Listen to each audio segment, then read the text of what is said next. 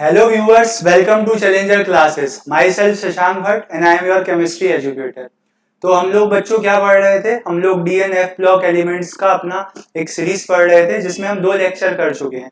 पहले लेक्चर में हमने जनरल इंट्रोडक्शन देखा था DNF ब्लॉक एलिमेंट्स के बारे में, साथ ही साथ हमने ये देखा था कि ट्रांजिशन एलिमेंट्स क्यों कहते हैं डी ब्लॉक एलिमेंट्स को और क्या होते हैं ट्रांजिशन एलिमेंट्स। फिर हमने बात करी थी इलेक्ट्रॉनिक कन्फिगुरेशन की 3D सीरीज में। देन उसके बाद सेकेंड लेक्चर में हमने प्रॉपर्टीज स्टार्ट करी थी। सबसे पहले हमने साइज के बारे में बात करी थी, एटॉमिक रेडियाई और आयनिक रेडियाई, और उसके बाद फिर हमने सेकेंड प्रॉपर्टी पिक करी थी जो क्या थी, आयोनाइजेशन एंथैल्पी। मैंने उसमें टारगेट और ज्यादा का ले लिया था बट ऐसा हो नहीं पाया था, ठीक है, तो फिर भी मैंने मैक्सिमम टारगेट रखा है। तो और लेक्चर की लेंथ भी इतनी हो कि भाई आप इजीली एक बार में एक लेक्चर देखो, उसको ग्रेस्प कर पाओ।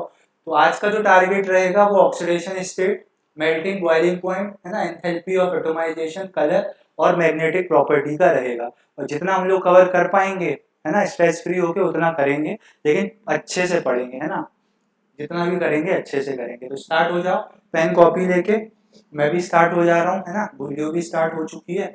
चलो हटा दें इसको, और हटाना है ना, एक में लगा रहे हो आप सर, हटाओ इसे।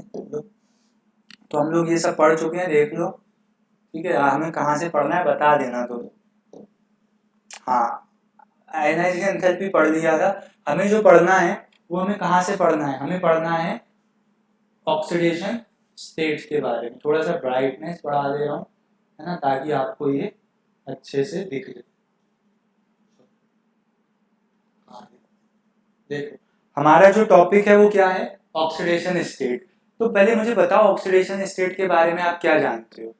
सर, ऑक्सीडेशन स्टेट एक हाइपोथेटिकल फिनोमेना होता है जहां पे हम कोवेलेंटली बॉन्डेड कंपाउंड्स को चार्ज असाइन करते हैं।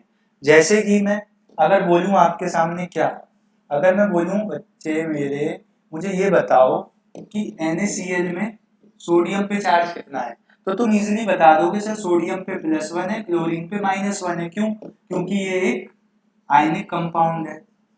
लेकिन यही मैं अगर तुमसे चार्ज पूछूं किस पे, CO2 पे, मतलब CO2 में कैल्शियम पे, वो सॉरी कार्बन पे, तो कैसे बताओगे? तो तुम जबरदस्ती x मान के निकालने लगोगे, सर ऐसे ऑक्सीजन पे -2 0।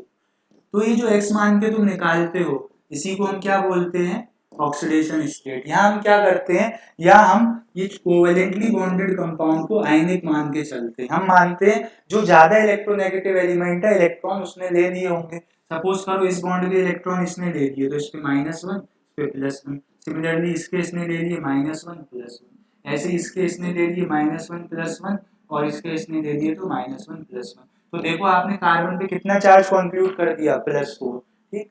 तो ऑक्सीडेशन स्टेट वही फिनोमिना है जहां पे हम कोवेलेंट कंपाउंड को भी चार्ज असाइन कर देते हैं। बट जब सिंगल एलिमेंट होता है तो हम ऑक्सीडेशन स्टेट इक्वल टू उसके चार्ज के बारे में दे देते हैं, आइंस के केस में, है ना। तो जो डी ब्लॉक एलिमेंट्स हैं वो वेरिएबल ऑक्सीडेशन स्टेट शो करते हैं। ऐसा क्यों होता है? ऐसा इसलिए होता है क्योंकि क्या होता है, जो वहां पे n-1d ऑर्बिटल और ns ऑर्बिटल होती है उनमें एनर्जी गैप बहुत ही कम होता है। तो इलेक्ट्रॉन चाहे n-1s से निकालो, मतलब n-1d से निकालो, चाहे ns से, दोनों पॉसिबिलिटी है। और इलेक्ट्रॉन जंप भी करते रहते हैं, तो जिस वजह से क्या होता है, s ऑर्बिटल से भी इलेक्ट्रॉन निकल सकता है और d से भी। हालांकि s ऑर्बिटल बाहर है तो पहले उससे निकल जाएगा, फिर 3d से निकल जाएगा, ठीक है। तो आपको ये दिख रहा है, देखो यहाँ पे मैं आपको यहाँ पे क्या बताना चाह रहा हूँ, मैं ये बताना चाह रहा हूँ, देखो स्कैंडियम तो केवल +3 ऑक्सीडेशन स्टेट शो कर रहा है, ठीक है। तो क्या इसके पास इसकी इलेक्ट्रॉनिक कन्फिग्रेशन सर क्या होती है, इसकी इलेक्ट्रॉनिक कन्फिग्रेशन होती है सर 4s2 3d1। तो क्या सर ये +2 शो नहीं कर सकता है? कर सकता है, पर स्टेबल नहीं होगा। तीनों इलेक्ट्रॉन निकाल देगा, झाड़ी खत्म, बिल्कुल इलेक्ट्रॉन फ्री हो गया, कोई रिपल्शन नहीं। फिर टाइटेनियम पे आए, टाइटेनियम की क्या होती है भाई, यानी कि 4s2 3d2। अब देखो, अब ये क्या कर रहा है, 4s2 3d2 है 1 2, तो यहाँ क्या है, एनर्जी जो है वो कंपेरेबल है। या तो दोनों इलेक्ट्रॉन इकट्ठे यहाँ से निकल जाएंगे, +2 आ जाएगा, है ना, फिर एक यहाँ से चला जाएगा +3, एक और चला जाएगा +4। तो इलेक्ट्रॉन कहीं से भी जा सकता है। ऐसी वेनेडियम में क्या हो जाएगा 23, है ना, 4s2 3d3, यानी कि 2 इलेक्ट्रॉन यहाँ से, फिर एक और यहाँ से 4 5, 2 यहाँ से गए 2, फिर एक यहाँ से गया 3, एक और गया 4 5, है ना। तो यहाँ पे कितने चले गए, 5 मैक्सिमम चलेगा। बट +2 देखो यहाँ पे भी कॉमन है। ऐसे ही जब तुम सारे एलिमेंट्स में देखोगे तो +2 ऑक्सीडेशन सब में मिल रही है एक्सेप्ट स्कैंडियम। पूरी 3D सीरीज में स्कैंडियम ही एक ऐसा एलिमेंट है जो +2 की ऑक्सीडेशन स्टेट शो नहीं करता है, यानी कि वेरिएबल ऑक्सीडेशन स्टेट भी शो नहीं करता है। +1 और +2 में वो स्टेबल नहीं रहता होगा, तो उसकी क्या हो गई इकलौती ऑक्सीडेशन स्टेट +3। सबसे ज्यादा ऑक्सीडेशन स्टेट कौन शो कर रहा है, मैंगनीज। क्यों कर रहा है सर, मैंगनीज का एटॉमिक नंबर 25, 4s2 3d5। तो देखो ये क्या क्या ऑक्सीडेशन स्टेट शो कर सकता है, 1 2, है ना, ये इलेक्ट्रॉन है 3 4 5, और ये 4s2।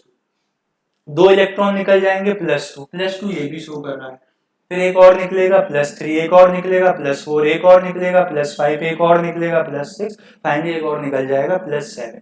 तो देखो जो सबसे ज्यादा ऑक्सीडेशन स्टेट शो करता है 3D सीरीज में वो कौन है, मैंगनीज। और जो केवल एक ऑक्सीडेशन स्टेट शो करता है वो स्कैंडियम।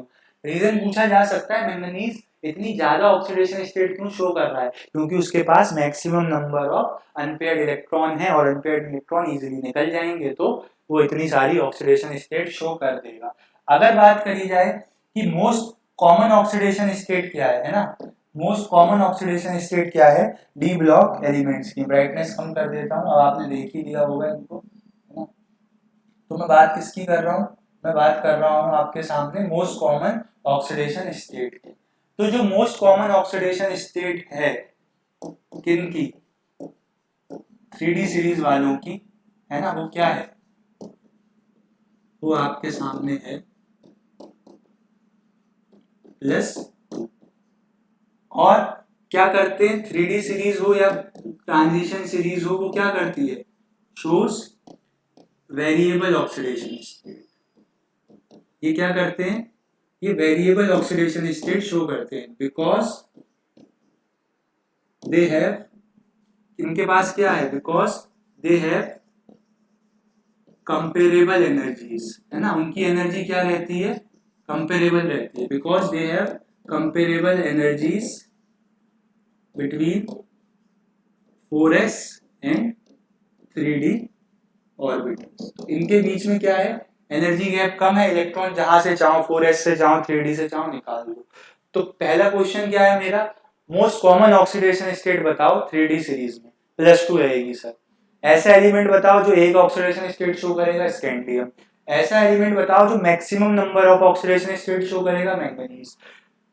वेरिएबल ऑक्सीडेशन स्टेट क्यों आ रही है सर, इसलिए आ रही है क्योंकि जो 4s ऑर्बिटल है और जो 3D ऑर्बिटल है उनकी एनर्जी कंपेरेबल है। इलेक्ट्रॉन इधर उधर घूमते रहते हैं, आप चाहे 4s से निकाल लो चाहे 3D से, आपकी मर्जी है।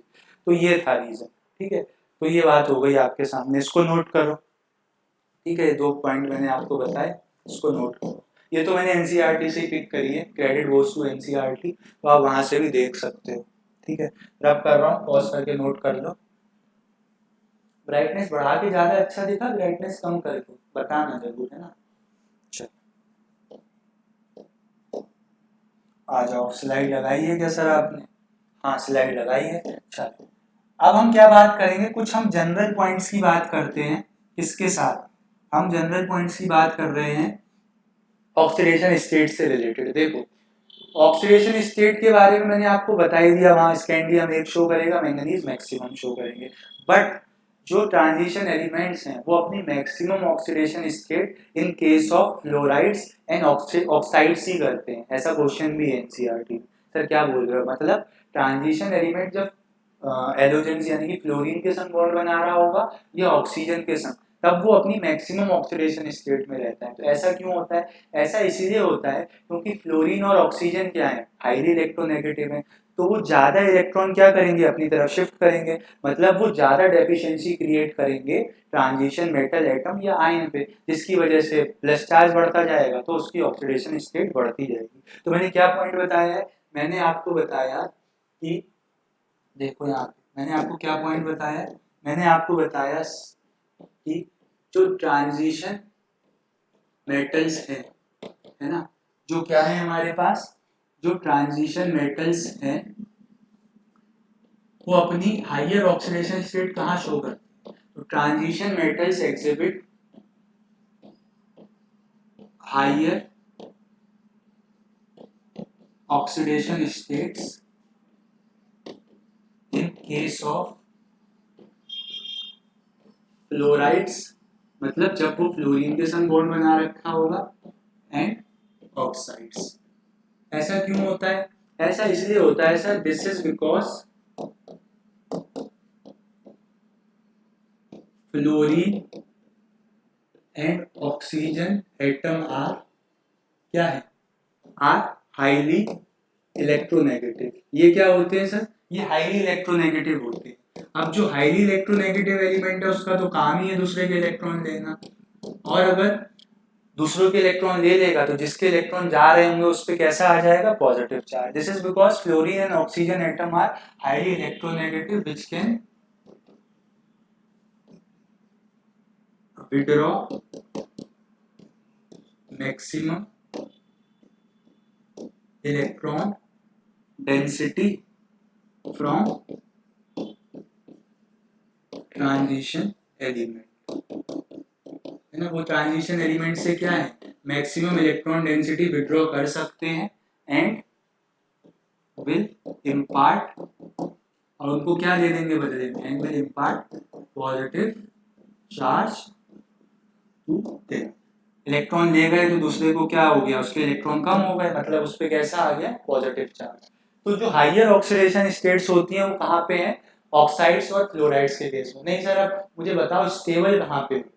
तो स्टेबल देखो बेटा वहां पे होंगी जहां पे उन्हें स्टेबिलिटी मिलेगी। ये क्या बात है सर? देखो फ्लोरीन जो है वो कैसा है? वो मोनोवैलेंट है, क्योंकि उसके पास 7 वैलेंस इलेक्ट्रॉन है, उसे एक इलेक्ट्रॉन और चाहिए, तो वो मैक्सिमम एक बार में एक ही बॉन्ड बनाएगा। बट ऑक्सीजन के पास कितने वैलेंस इलेक्ट्रॉन है? 6। उसको 2 इलेक्ट्रॉन और चाहिए ऑक्टेट पूरा करने के लिए, तो एक बार में कम से कम 2 इलेक्ट्रॉन बनाएगा, मतलब 2 बॉन्ड बनाएगा। तो इसी प्रॉपर्टी ऑफ ऑक्सीजन को हम क्या बोलते हैं? Multiple bonding formation. तो ऑक्सीजन क्या है? एक बार में 2 बॉन्ड बना ले रहा है, और फ्लोरीन क्या एक बार में एक बॉन्ड बना रहा है। तो कहीं पे अगर आपको 6 बॉन्ड बनाने हैं ट्रांजिशन मेटल के संग तो 6 फ्लोरीन चाहिए होंगे, मतलब स्टेरिक क्राउडिंग ज्यादा होगी, भीड़ भाड़ ज्यादा होगी। लेकिन अगर मैं बोलूं कि आपको 6 बॉन्ड बनाने हैं और ऑक्सीजन कितने लोगे भाई? कहोगे 3, तो देखो स्टेरिक क्राउडिंग कम हो गई, स्टेरिक हिंड्रेंस कम हो गई, है ना? तो मल्टीपल बॉन्डिंग की वजह से जो हाइयर ऑक्सीडेशन स्टेट्स स्टेबल होती हैं वो ऑक्साइड्स के केस में ज्यादा होती है ना। तो क्या बोलोगे आप कि sir higher oxidation states are more stable, है ना? वो कहाँ है ज्यादा stable? Higher oxidation states are more stable in case of, कहाँ? In case of oxides due to their multiple bond formation tendency, है ना? इनकी टेंडेंसी क्या होती है? मल्टीपल बॉन्ड बनाने की, जिसकी वजह से क्या होगा, है ना? एज अ रिजल्ट ऑफ विच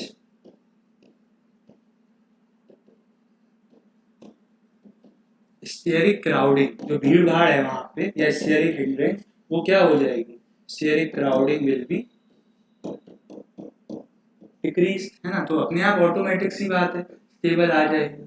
अगर आप घर में बैठे हो तो शांत ही बैठे होगे, मतलब शांत रहने के चांसेस ज्यादा कहाँ है? जब आप कम लोगों के बीच हो, ज्यादा लोगों के बीच हो तो फिर ज्यादा तरीके के इनपुट आते हैं ना, बहस होने के चांस ज्यादा रहते हैं, तो स्टेबिलिटी बिगड़ने के चांसेस भीड़ भाड़ में ज्यादा रहेंगे। तो मैंने वही देखा है कि हाइयर ऑक्सीडेशन स्टेट शो तो दोनों करेंगे, फ्लोरीन और ऑक्सीजन, क्योंकि हाईली इलेक्ट्रोनेगेटिव है, बट ज्यादा स्टेबल कहाँ रहेगा वो? ऑक्सीजन ऑक्साइड्स के केस में। क्यों? क्योंकि ऑक्साइड क्या करता है? मल्टीपल बॉन्ड फॉर्मेशन करता है। जहाँ 6 बॉन्ड बनाने हैं तो वहां फ्लोरीन 6 चाहिए होंगे, बट ऑक्सीजन 3 से ही काम चला लेंगे, तो वो भीड़ भाड़ कम कर देंगे, है ना? तो ये क्वेश्चन है आपकी एनसीईआरटी में कि why transition metal show higher oxidation state in case of fluoride and oxide, तो ये लिख दोगे।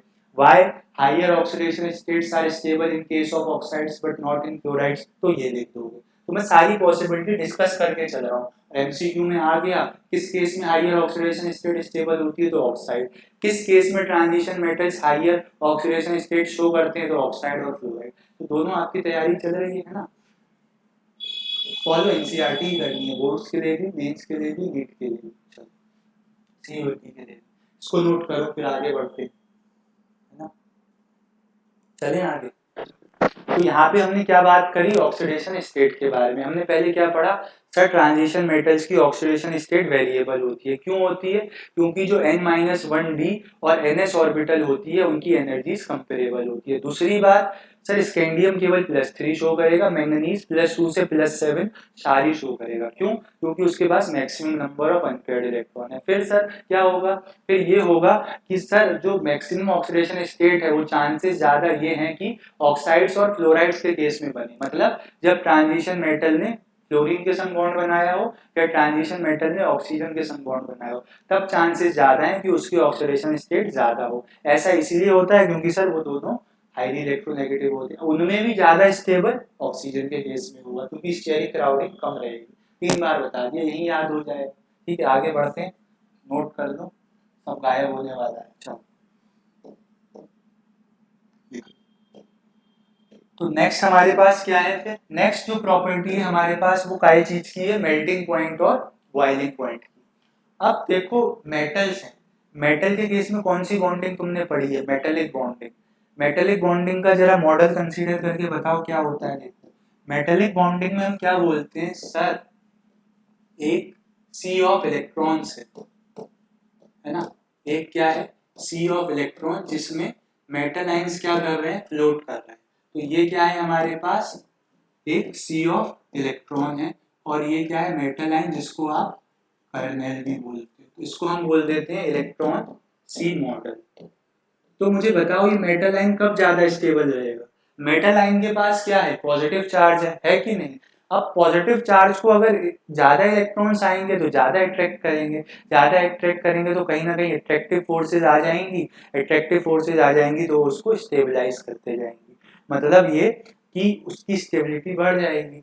तो देखो इसकी मेटेलिक बॉन्डिंग की स्ट्रेंथ किस पे डिपेंड कर रही है, ये मेटेलिक बॉन्डिंग ही है ना। तो जो मेटेलिक बॉन्डिंग की स्ट्रेंथ है वो डिपेंड करती है जो आपके फ्री इलेक्ट्रॉन्स है ना। मेटेलिक बॉन्डिंग किस पे डिपेंड करती है, वैलेंस इलेक्ट्रॉन पे, जो सबसे बाहर है। ठीक है, तो जिसके पास जितने ज्यादा वैलेंस इलेक्ट्रॉन्स होंगे उस वहां पे मेटेलिक बॉन्डिंग उतनी ही स्ट्रांग होगी।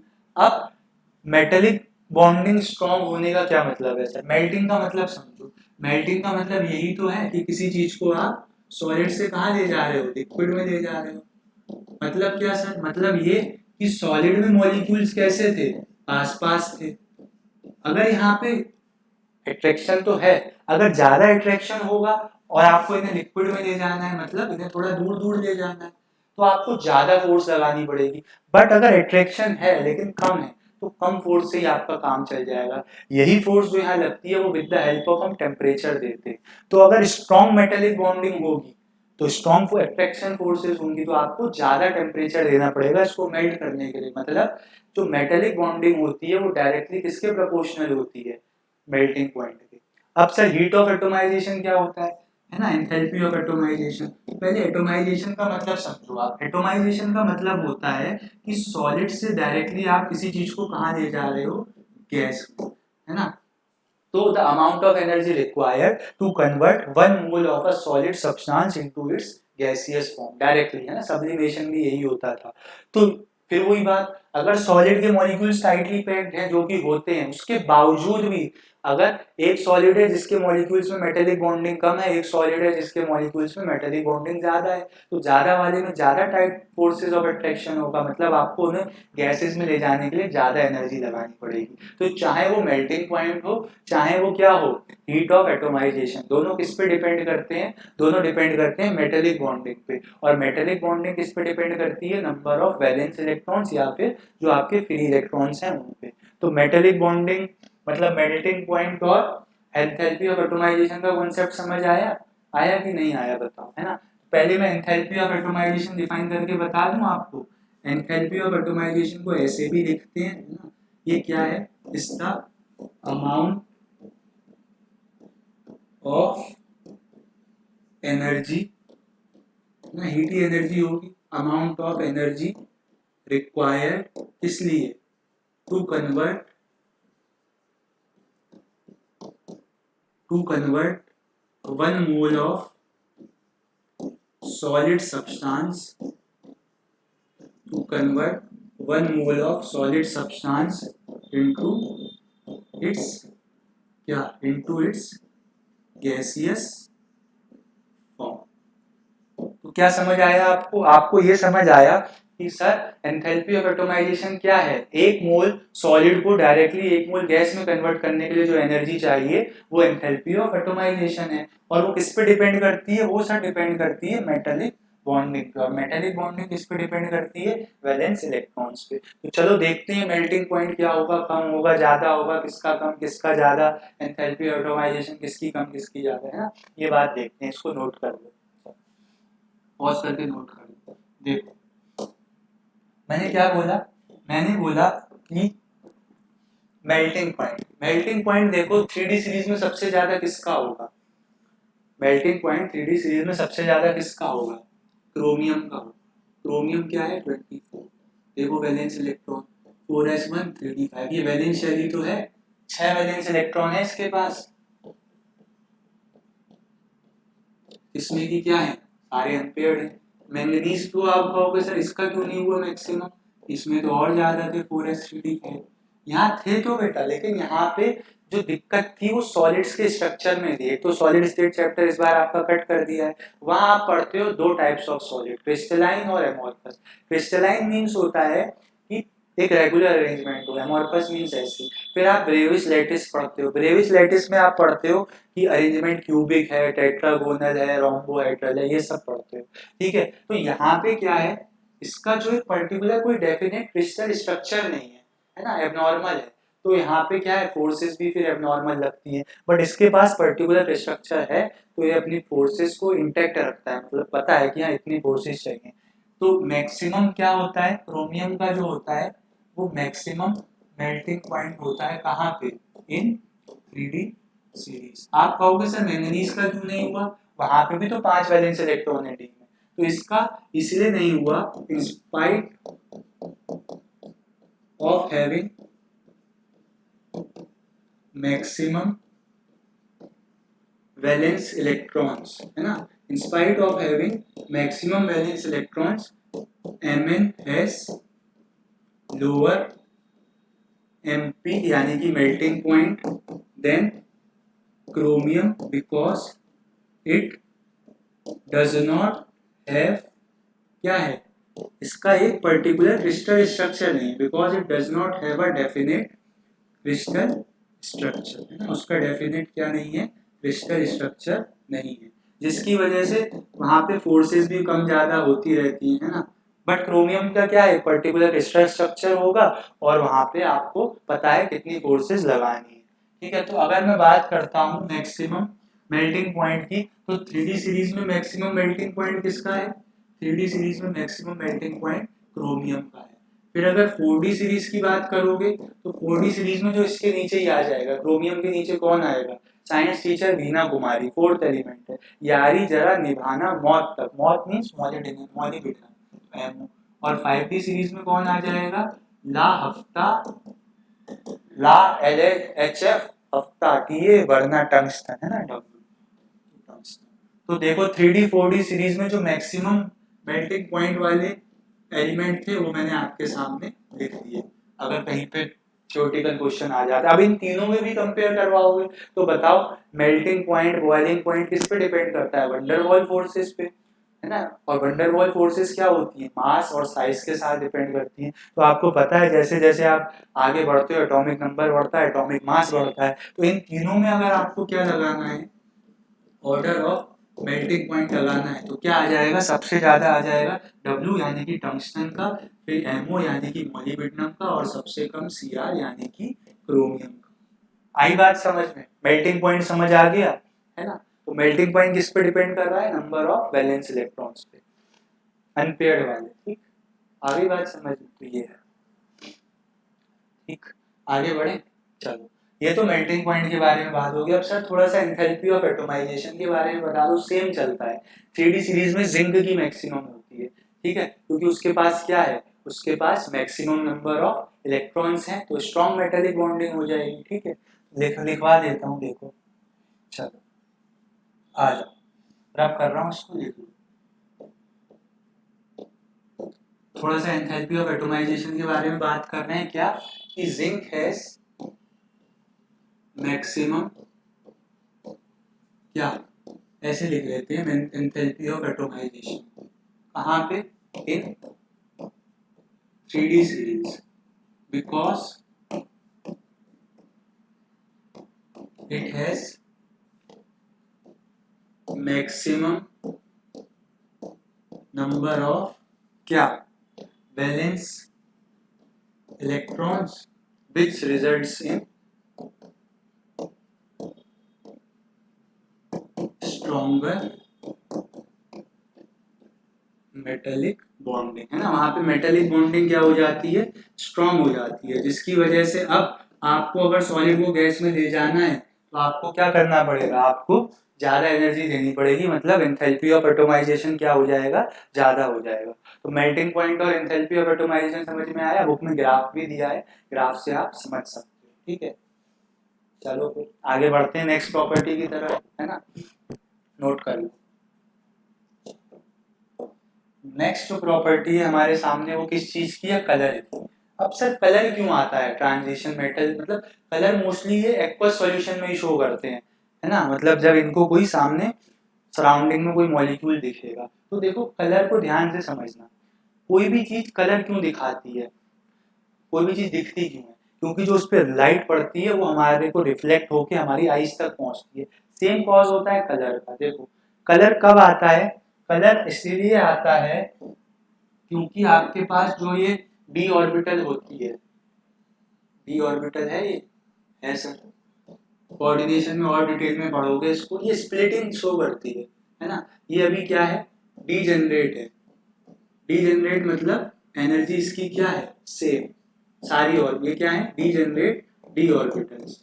5 तरीके की डी ऑर्बिटल होती हैं, D X Y, D Y Z, D Z X, D X square Y square और डी जेड स्क्वायर। तो देखो यहाँ पे ये डी जनरेट डी ऑर्बिटल्स हैं, लेकिन in the presence of what, जब ये सॉल्यूशन में जाते हैं तो ये स्प्लिट हो जाते हैं, ठीक है। एक ये लेवल होता है T2G, ये लोअर एनर्जी लेवल होता है, और ये जो एनर्जी लेवल होता है ये होता है EG, ये हायर एनर्जी लेवल होता है। ऑक्टा मतलब अभी कोऑर्डिनेशन में डिटेल में आएगा, अभी समझ लो कि डी ऑर्बिटल की स्प्लिटिंग हो जाती है। अब अगर कोई इलेक्ट्रॉन यहाँ पे है, ठीक, और उस पर क्या होगा, कुछ ना कुछ लाइट पड़ेगी, ये क्या करेगा, ये यहाँ से लाइट को क्या करेगा, एब्जॉर्ब करेगा, और किसी चीज को भाई लाइट मिल जाएगी तो लाइट के साथ साथ लाइट में कुछ ना कुछ एनर्जी होगी, फ्रीक्वेंसी होगी, वो मिल जाएगी, तो ये इलेक्ट्रॉन क्या करेगा, फिर ये इलेक्ट्रॉन यहाँ से कूदता हुआ सीधे ऊपर वाले एनर्जी लेवल में चला जाएगा। चला गया सर, है ना, ठीक है आपकी बात। अब मुझे बताओ कोई चीज थर्मोडायनेमिकली ज्यादा एनर्जी वाले स्टेट में स्टेबल होती है, कम एनर्जी वाले में, सर कम एनर्जी वाले, ज्यादा वाले का मतलब तो रेंडमनेस ज्यादा है ना, तो वो क्या चाहेगा, अब मैं यहाँ से वापस आऊं, अब वो यहाँ से वापस आना चाहेगा, तो जब वापस आएगा तो बताओ वो क्या करते हुए वापस आएगा, नाचते नाचते हुए वापस आएगा या चुपचाप सीधे वापस आ जाएगा। सर वो ऊपर कब गया, वो ऊपर गया भैया जब उसने लाइट एब्जॉर्ब करी, लाइट की कुछ ना कुछ एनर्जी रही होगी, तो जब वो वापस आएगा तो उतनी ही लाइट को वो एमिट करते हुए भी आएगा, और वो लाइट जो एमिटेड लाइट है वो अगर पाई गई कहाँ पे, विजिबल रीजन में, विजिबल रीजन की कुछ एक पर्टिकुलर वेवलेंथ होती है, अलग अलग बुक्स में अलग अलग है, मुझे ये याद है तो मैं ये बता दे रहा हूँ, 400 से 700 नैनोमीटर। तो अगर जो वो लाइट है उसकी कुछ ना कुछ वेवलेंथ रही होगी ना, वेवलेंथ को लैम्डा से डिनोट करते हैं, है ना, और कुछ लाइट जो एमिट हुई है उसकी भी वेवलेंथ रही होगी, उसको भी लैम्डा से डिनोट करते हैं। तो देखो जो वेवलेंथ ऑफ लाइट या जो लाइट एमिट हुई उसकी वेवलेंथ इस विजिबल रीजन में आ जाएगी तो आपको कलर दिख जाएगा। विजिबल रीजन क्या होता है सर, विब्ग्योर वाला, है ना, ये कलर्स आपको क्या है, ये कलर्स में से कोई कलर आपको दिख जाएगा। अब सर पता कैसे लगेगा कौन सा कलर दिखेगा, तो वो कॉम्प्लीमेंट्री कलर व्हील के हिसाब से होता है। देखो हालांकि सब आएगा डी ब्लॉक में, मतलब उसमें कोऑर्डिनेशन, ऐसे ध्यान रखना है, विप गियोर, वी गियोर। मतलब अगर आपको कोई चीज क्या दिख रही है, आपको अगर कोई चीज रेड कलर की दिख रही है तो उसने क्या लाइट एब्जॉर्ब करी होगी, ब्लू कलर की, है ना। तो जो कलर हमें शो होता है वो कॉम्प्लीमेंट्री कलर होता है। अगर यहाँ से जो लाइट एमिट हुई वो कैसी थी, रेड कलर की, तो इसका मतलब जो लाइट एब्जॉर्ब हुई होगी वो कैसी होगी, वो ब्लू कलर की होगी, क्योंकि रेड और ब्लू क्या है, कॉम्प्लीमेंट्री कलर्स। तो कलर किस वजह से आता है, जो हमारी वेवलेंथ एब्जॉर्ब हुई होती है उसके कॉम्प्लीमेंट्री जो वेवलेंथ होती है उसकी वजह से आता है, ठीक।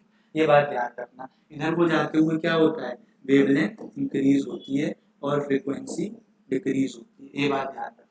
तो कलर कब शो होगा, क्या हर बार इलेक्ट्रॉन ऊपर चला जाएगा, अभी तो एक था, मान लो दो होते, तीन होते, चले जाते ऊपर, लेकिन जैसे ही यहाँ पे इलेक्ट्रॉन पेयर्ड हो जाते, अब बताओ वो इलेक्ट्रॉन ऊपर उठ के जाएगा क्या, भाई उसने पहले से ही स्टेबल है, वो बॉन्ड बना रखा है, उसे एनर्जी मिली, उसने कहा जरा चलो देख के आते हैं कैसा माहौल है ऊपर वाले एनर्जी लेवल का, गया, पता लगा यार बेकार है, फिर नीचे आया, बट अब तो वो जाएगा ही नहीं ना, उसको पता है मेरे बॉन्ड बन चुके हैं, मैं स्टेबल हूं, है ना। तो यही जो डी ऑर्बिटल्स की स्प्लिटिंग होती है, इसके बीच में जो ट्रांजिशन होता है उसको हम बोलते हैं डी ट्रांजिशन, क्योंकि ये भी डी ऑर्बिटल है, ये भी डी ऑर्बिटल है, तो डी ऑर्बिटल से डी ऑर्बिटल के आने जाने को हम बोल देते हैं डी ट्रांजिशन। तो ट्रांजिशन एलिमेंट्स कलर किस वजह से शो करते हैं, ट्रांजिशन एलिमेंट्स कलर शो करते हैं ड्यू टू डी ट्रांजिशन, ठीक है, आई बात समझ में। अब डी ट्रांजिशन कब होगा, डी ट्रांजिशन सर तभी होगा जब आपके पास अनपेयर्ड इलेक्ट्रॉन होंगे, अगर अनपेयर्ड इलेक्ट्रॉन नहीं होंगे तो वो कंपाउंड कलरलेस रहेगा, ठीक है। चलो आ जाओ फिर, कहाँ आ जाओ, नोट करा दूं इसको सही से, देखो कुछ इसमें से करना है तो कर दो, फिर मैं साफ साफ आपको नोट करा दूंगा। देखो यहाँ पे मैंने आपको क्या बताया, मैंने ये बताया कि जो डी ऑर्बिटल्स होती हैं वो पहले डी जनरेट होती हैं, डी जनरेट का मतलब उनकी एनर्जी सेम रहती है, बाद में वो स्प्लिट होती है इस तरीके से, दो एनर्जी लेवल, एक ये लोअर एनर्जी लेवल होता है, एक ये अपर एनर्जी लेवल होता है। फिर होता क्या है, यहाँ पे अगर कोई इलेक्ट्रॉन अनपेयर्ड बैठा होता है ना, वो क्या करता है, वो लाइट को एब्जॉर्ब करता है, उस लाइट की कुछ वेवलेंथ होती है, और एब्जॉर्ब करके वो कहाँ चला जाता है, एब्जॉर्ब करके वो ऊपर चला जाता है। फिर कुछ देर बाद क्या होता है, कुछ देर बाद ये होता है कि ये इलेक्ट्रॉन यहाँ पहुंच चुका होता है, बट उसको पता लगता है कि यार मैं तो नीचे ही ज्यादा स्टेबल था, तो वो इलेक्ट्रॉन क्या चाहता है कि सर मुझे वापस वहीं भेज दो जहां मैं था। तो जब ये ऐसा करेगा तो ऐसा करने के दौरान ये क्या करते हुए आएगा, ये यहाँ से कुछ लाइट एमिट करेगा, उस एमिटेड लाइट की कुछ वेवलेंथ होगी, तो ये डी ऑर्बिटल थी, ये देखो क्या हो गया, देखो इस डी ऑर्बिटल से T2G से Eg के आने जाने में क्या हुआ, इलेक्ट्रॉन का ट्रांजिशन हुआ, एक डी ऑर्बिटल से दूसरी डी ऑर्बिटल के ट्रांजिशन को हम क्या बोलते हैं, डी ट्रांजिशन, ठीक है। तो हम क्या लिखेंगे, हम ये लिखेंगे कि ट्रांजिशन, लेकिन ये तभी होगा जब वो सॉल्यूशन में जाएंगे, है ना, transition metal ions show colour कहाँ पे, in aqueous solution due to, किस वजह से शो करते हैं, due to D transition, for which, और डी ट्रांजिशन के लिए क्या रिक्वायर्ड होता है, for which an unpaired electron is required, अगर अनपेयर्ड इलेक्ट्रॉन नहीं हुआ तो फिर डी ट्रांजिशन नहीं होगा, ठीक है। ये बात ध्यान रखना, आप उसको नोट कर लो, और डी ट्रांजिशन इसी को बोल रहे हैं, वो माइक पूरा परेशान करता है, देखो डी ट्रांजिशन हम किसको बोल रहे हैं, यही जो इलेक्ट्रॉन्स ऊपर नीचे आ रहे हैं इसी को, ये जो प्रोसेस हो रहा है इसी को हम क्या बोल रहे हैं, इसी को हम डी ट्रांजिशन बोल रहे हैं। कलर के बारे में और डिटेल में पढ़ोगे नेक्स्ट चैप्टर में, कोऑर्डिनेशन कंपाउंड्स में। अब दो एग्जांपल मैं दे रहा हूँ, उसमें मुझे लगा के बताओ मतलब कौन सा कलर्ड होगा कौन सा नहीं, ठीक है। एक बार मैं दे रहा हूँ आपको कॉपर सल्फेट का एक्वस सॉल्यूशन, और एक बार मैं दे रहा हूँ आपको जिंक ऑक्साइड का एक्वस सॉल्यूशन। कलर दिख रहा है ना, ये दिख ही रहा होगा। चलो लाइट कलर ले लेते हैं। देखो बताओ जरा, कॉपर सल्फेट में ट्रांजिशन मेटल कौन है? कॉपर। किस ऑक्सीडेशन स्टेट में प्रेजेंट है? कॉपर 2+ में। तो जरा पहले नॉर्मल कॉपर को देखो क्या है। नॉर्मल कॉपर क्या है? 29, यानी कि सर 4s1 और 3d10। अब जब कॉपर 2+ में होगा तो वो क्या करेगा? 2 इलेक्ट्रॉन यूज करेगा। पहले s से जाएगा 4s0, फिर कहां से जाएगा? d से, तो क्या हो जाएगा? 3d9। अब जब आप इसके इलेक्ट्रॉन्स बनाओगे तो आप ये देखोगे 1 2 3 4 5 6 7 8 9 10, 9 मतलब, तो ये 10वां इलेक्ट्रॉन क्या है? अनपेयर्ड है। तो ये इलेक्ट्रॉन क्या है? ऊपर नीचे ट्रांजिशन कर सकता है। ठीक है, इसी वजह से क्या होता है, क्या होगा यहाँ पे dd ट्रांजिशन जो है वो पॉसिबल है। dd ट्रांजिशन क्यों पॉसिबल है? क्योंकि यहाँ पे जो अनपेयर्ड इलेक्ट्रॉन है भले एक है बट है, तो यही कारण है कि कॉपर सल्फेट ब्लू कलर का होता है। अब जिंक ऑक्साइड पे आओ, देखो जिंक भी यहाँ किसमें है? +2 में। जिंक अगर नॉर्मल होता तो क्या होता? 4s2 3d10। बट अगर जिंक 2+ में है तब क्या हो जाएगा? तब जिंक हो जाएगा 4s0 और 3d10। और जब इसकी आप d ऑर्बिटल बनाओगे तो आप ये देखोगे कि यहाँ पे तो सर कोई अनपेयर्ड इलेक्ट्रॉन है ही नहीं। अब देखो ना, सारे के सारे पेयर्ड हैं, और पेयर वाला इलेक्ट्रॉन कभी भी एनर्जी दे दोगे तो वो जंप ही नहीं करेगा, पहले से स्टेबल है। तो यहाँ पे जो है वो dd ट्रांजिशन पॉसिबल नहीं है। क्यों नहीं है? क्योंकि सर यहाँ पे अनपेयर्ड इलेक्ट्रॉन ही क्या है? 0। तो यही कारण है जिस वजह से जिंक ऑक्साइड का आपको सॉल्यूशन व्हाइट मिलता है और कॉपर सल्फेट का सॉल्यूशन आपको ब्लू मिलता है। समझ आया कलर का रीजन? कलर क्यों होता है? कलर आता है dd ट्रांजिशन की वजह से, और dd ट्रांजिशन कब होता है? अनपेयर्ड इलेक्ट्रॉन की वजह से।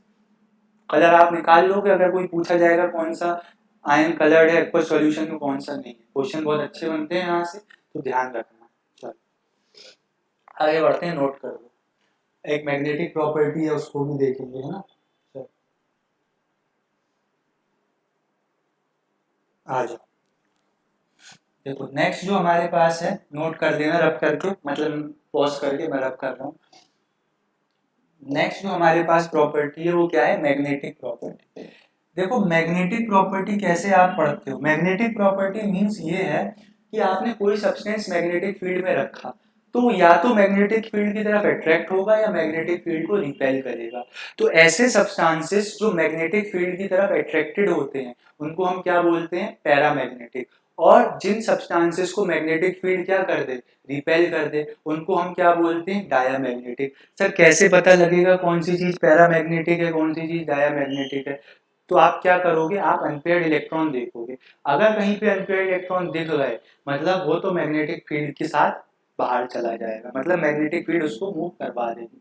बट जहाँ पे इलेक्ट्रॉन सारे पेयर्ड होंगे तो इलेक्ट्रॉन कहीं इधर उधर जाएंगे ही नहीं। इलेक्ट्रॉन कहीं नहीं जाएंगे तो वो सब्सटेंस कहीं नहीं जाएगा। इलेक्ट्रॉन की वजह से ही तो एलिमेंट की प्रॉपर्टी होती है। तो मैग्नेटिक प्रॉपर्टी का भी लेना देना कहाँ से है? अनपेयर्ड इलेक्ट्रॉन से। तो अगर मैं बात करूं कि अनपेयर्ड इलेक्ट्रॉन है आपके पास, if number of unpaired electron are 0, है ना, नंबर ऑफ अनपेयर्ड इलेक्ट्रॉन 0 है, मैं इसको n से रिप्रेजेंट कर रहा हूं, तो सब्सटेंस क्या हो जाएगा? देन दैट मेटल, या है ना, दैट सब्सटेंस इज, वो कैसा हो जाएगा? वो डायामैग्नेटिक हो जाएगा। डायामैग्नेटिक मतलब strongly repelled by magnetic, repulsion दिखाएगा।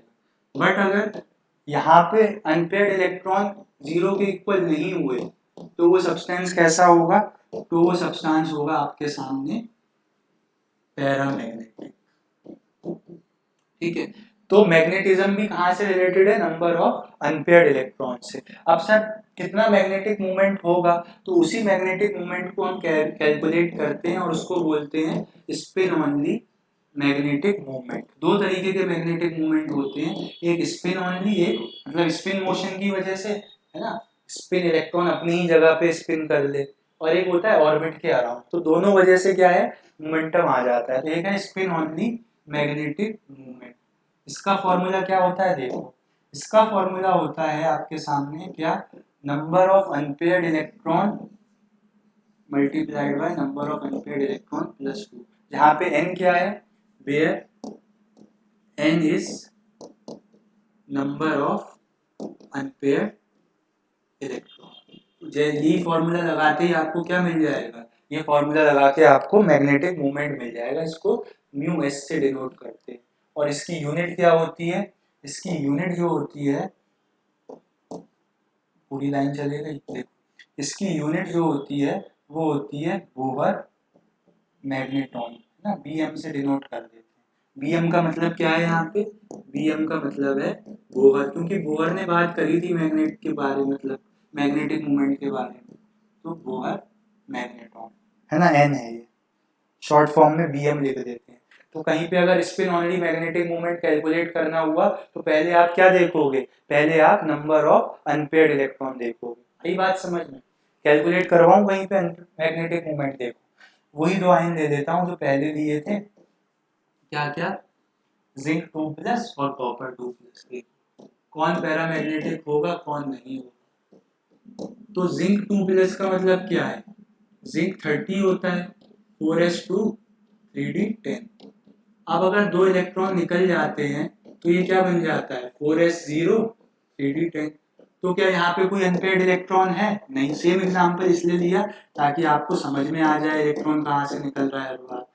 तो यहाँ क्या है, यहाँ तो अनपेयर्ड इलेक्ट्रॉन 0 है, मतलब ये कैसा हो गया, ये डायामैग्नेटिक हो गया। अब अनपेयर्ड इलेक्ट्रॉन नहीं है तो मैग्नेटिक मूवमेंट नहीं होगा, वो भी क्या हो जाएगा, 0 हो जाएगा। यहाँ आप देखोगे, यहाँ क्या पाओगे आप, नॉर्मल कॉपर 29 क्या रहता है, 4s1 3d10, ऐसे रहता है कि नहीं रहता है।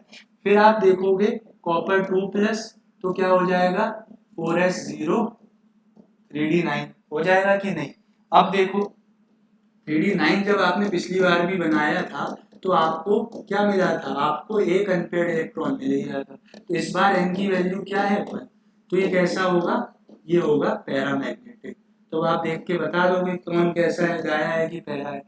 मैग्नेटिक मूवमेंट कैसे कैलकुलेट करते हैं, √n n+2, और n यहाँ पे क्या है, नंबर ऑफ अनपेयर्ड इलेक्ट्रॉन, तो 1 1+2, तो ये क्या हो जाएगा, √3 बोहर मैग्नेटॉन। और सॉल्व करना चाहो तो 1.732 बोहर मैग्नेटॉन। ठीक है, आ रही बात समझ में, दिख रहा है नीचे का, है ना। तो ये था आपके साथ, मुझे लाइन सीधी बनाना सीखना पड़ेगा, लाइन टेढ़ी आ जाती है, मतलब होता है इसमें फीचर।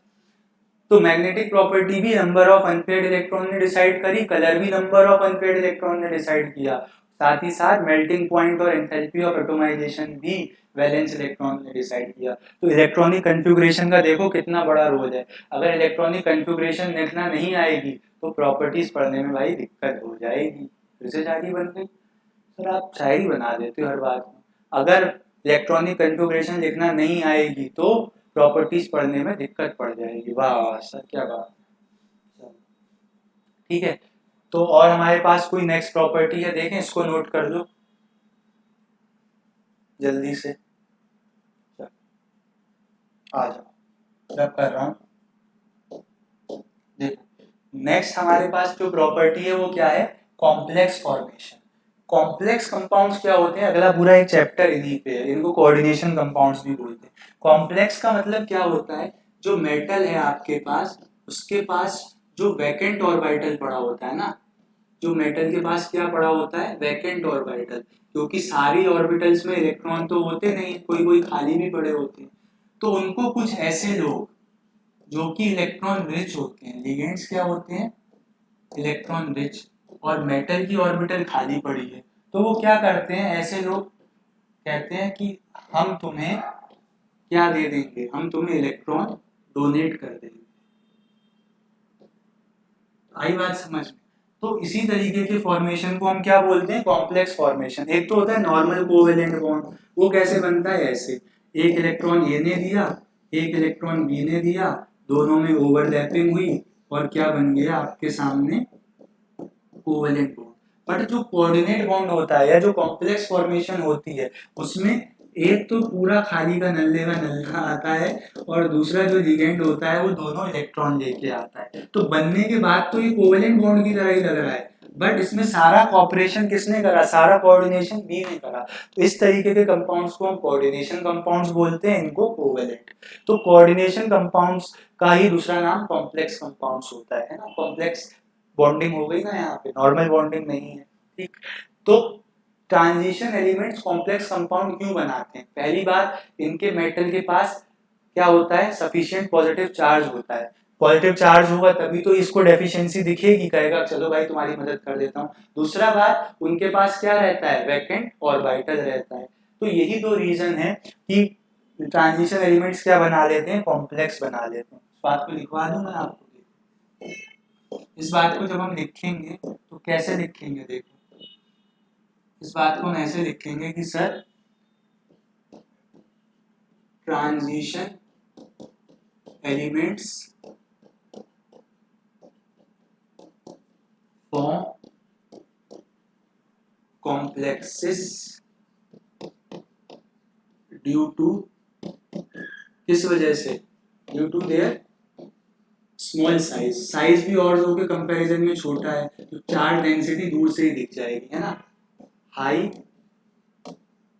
Nuclear charge. और तीसरी और मोस्ट इंपॉर्टेंट बात क्या है, अवेलेबिलिटी ऑफ वैकेंट ऑर्बिटल। अगर वैकेंट ऑर्बिटल ही नहीं होगा तो लिगेंड कहाँ देगा इलेक्ट्रॉन, फिर तो कोई जगह ही नहीं बचेगी, है ना।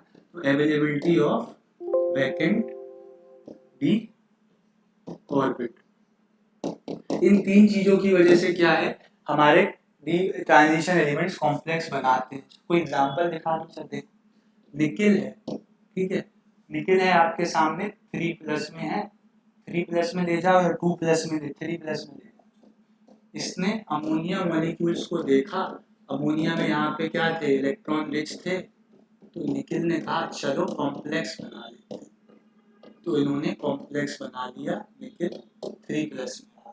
आ गई बात समझ में? ये इस तरीके से कॉम्प्लेक्स बनता है ना। और भी कॉम्प्लेक्स बन सकते हैं, किसी और लिगेंड के साथ बना लोगे आप, ठीक है। और किस किस्म बनाओगे, अगर निकिल 2+ में है, साइनाइड लिगेंड आ गया, ठीक है, बैलेंसिंग कर देना 6। तो यहाँ पे क्या होगा, निकिल इस बार 6 CN मॉलिक्यूल्स आ जाएंगे, 2+ में था, इनका माइनस चार्ज रहता है तो ओवरऑल 4-। तो इस तरीके के कंपाउंड्स जिनको आप स्क्वायर ब्रैकेट में देखते हो, यही क्या कहलाते हैं, यही कहलाते हैं कॉम्प्लेक्स कंपाउंड्स। तो हमने आज क्या क्या प्रॉपर्टीज पढ़ी, हमने कहाँ से शुरू किया था, हमने शुरू किया था सर ऑक्सीडेशन स्टेट से, वेरिएबल होती है। फिर हमने बात करी मेल्टिंग पॉइंट और एंथैल्पी ऑफ एटोमाइजेशन की, वो हाइयर होती है क्योंकि इनके पास सफिशिएंट इलेक्ट्रॉन्स होते हैं। फिर हमने कलर देखा, वो क्यों आता है, अनपेड इलेक्ट्रॉन की वजह से, वो क्या करता है, डी ट्रांजिशन। फिर हमने मैग्नेटिक प्रॉपर्टी देखी, वो भी अनपेड इलेक्ट्रॉन की वजह से। देन हमने कॉम्प्लेक्स फॉर्मेशन टेंडेंसी देखी, उसका रीजन क्या था, इनका स्मॉल साइज जिसकी वजह से चार्ज डेंसिटी ज्यादा, हाई न्यूक्लियर चार्ज, लिगेंड दूर से ही देख लेता है, और लिगेंड को इलेक्ट्रॉन डोनेट करने के लिए क्या प्रोवाइड करते हैं, vacant D orbital. In property की वजह से कॉम्प्लेक्स बनाता है, कुछ मैंने आपको कॉम्प्लेक्स बना के भी दिखा दिए। तो एक दो प्रॉपर्टी और बचती हैं, उनको नेक्स्ट क्लास में करेंगे, जैसे क्या, इनकी कैटालिटिक एक्शन है ना, इंटरस्टिशियल कंपाउंड्स बनाते हैं, एलॉय फॉर्म करते हैं, और बस यही प्रॉपर्टीज हैं। तो इनको हम नेक्स्ट क्लास में करेंगे, ठीक है। इसको अच्छे से पढ़ के आना, रिवाइज करो, नोट्स बनाओ। धन्यवाद क्लास अटेंड करने के लिए, मिलते हैं नेक्स्ट क्लास में, तब तक के लिए टाटा बाय बाय।